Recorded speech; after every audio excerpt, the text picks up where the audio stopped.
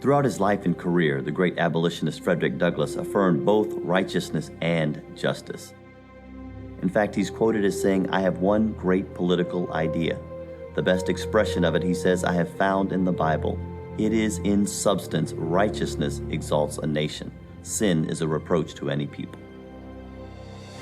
We started the Douglass Leadership Institute to continue the great legacy of Frederick Douglass. We've done this through our mission of encouraging, equipping, and empowering faith-based leaders to apply biblical principles to life and the marketplace. We've done this through hundreds of events around the country.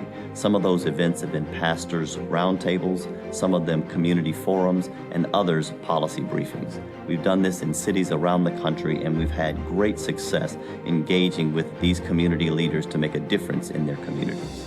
The results of these events have been transformative, focusing on criminal justice reform, economic opportunity, and strengthening the Black family. We've had pastors and community leaders that have come through our events that have taken those resources and impacted their communities. One such pastor in St. Louis, after coming to one of our programs, encouraged leaders in his community to go out and knock on over 20,000 doors, passing out voter education information, encouraging people to stand up for righteousness and justice. DLI's impact for community leaders has been felt all throughout the country.